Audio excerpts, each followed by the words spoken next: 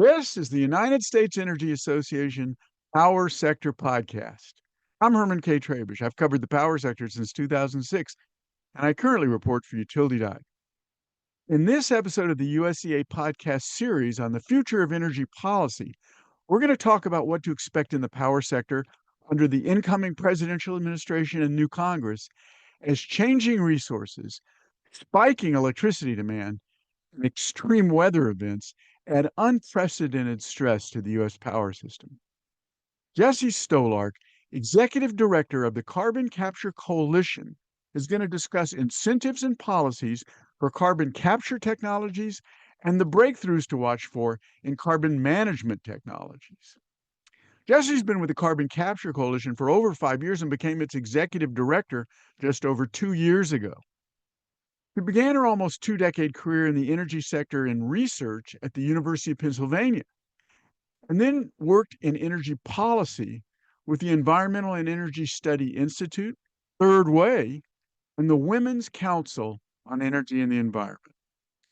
So, Jessie, first of all, will existing IRA tax credits for energy technologies be subject to significant changes like acceleration of phase out, reduction of compensation, or increased requirement for domestic content?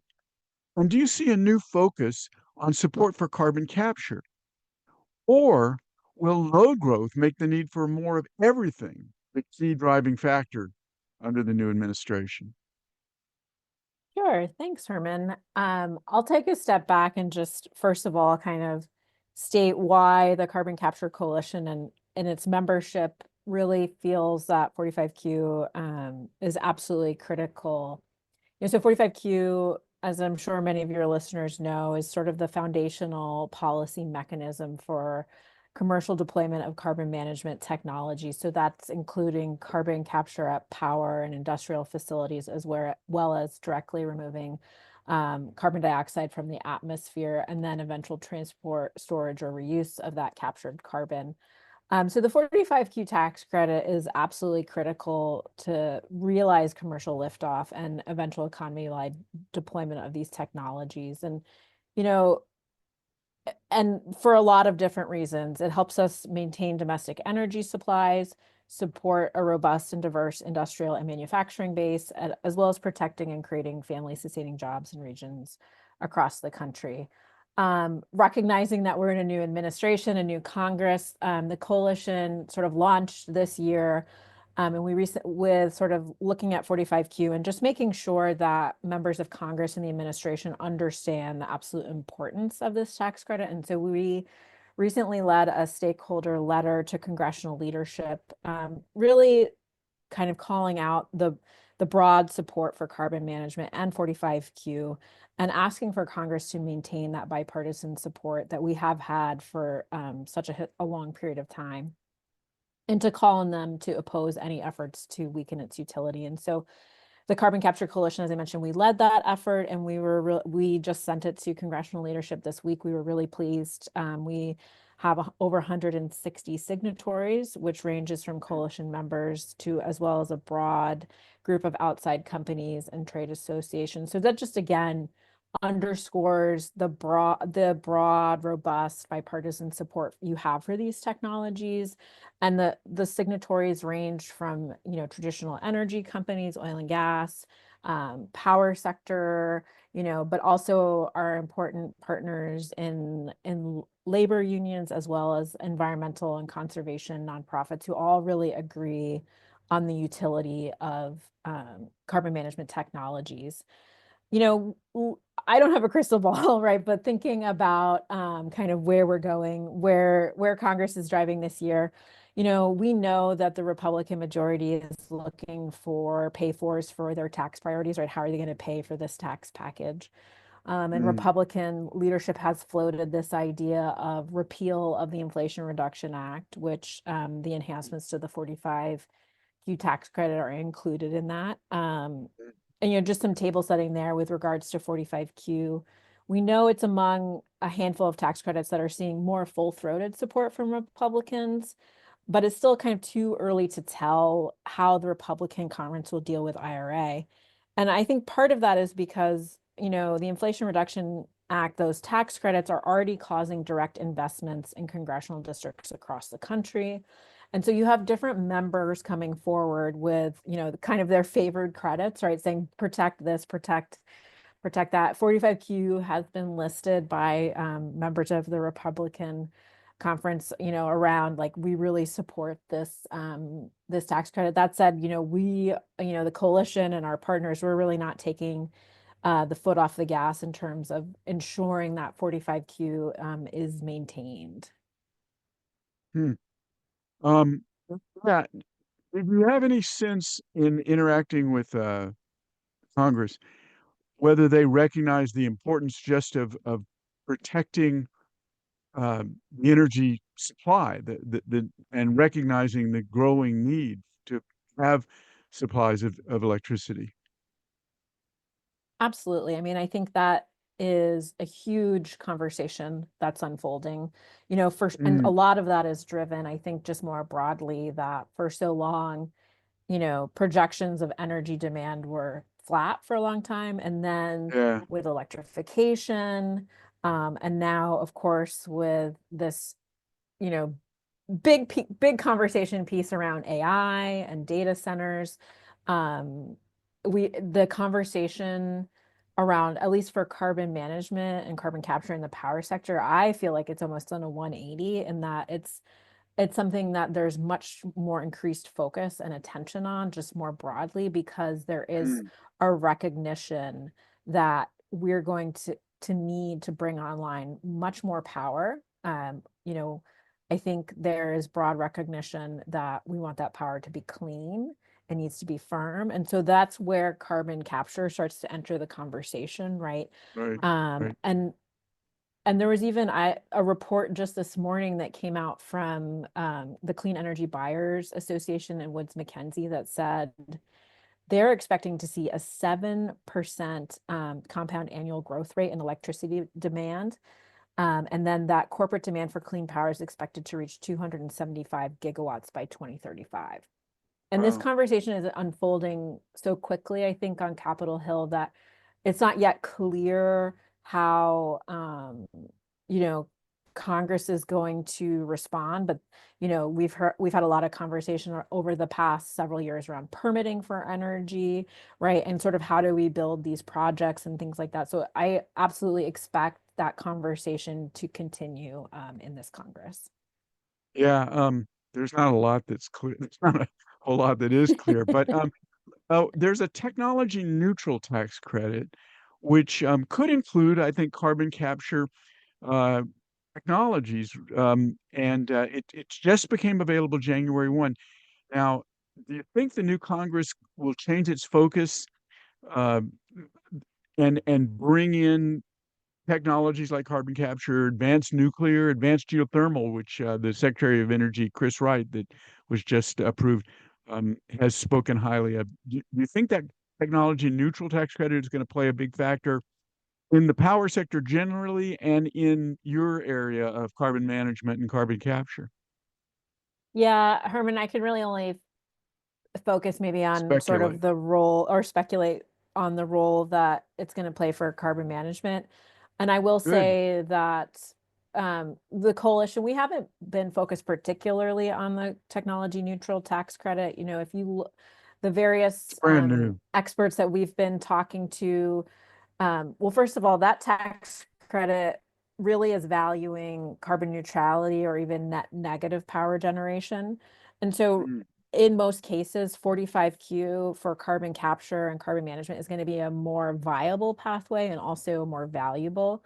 That said, we commented on the interim regulations and we've been following them, mainly trying to ensure that in those instances where you could use the tax credit, that tech neutral tax credit for carbon capture at a power facility, and you could qualify, that those regulations are harmonized with existing regulations for carbon management so that you're not creating different regulatory environment under that tax credit as opposed to like 45Q.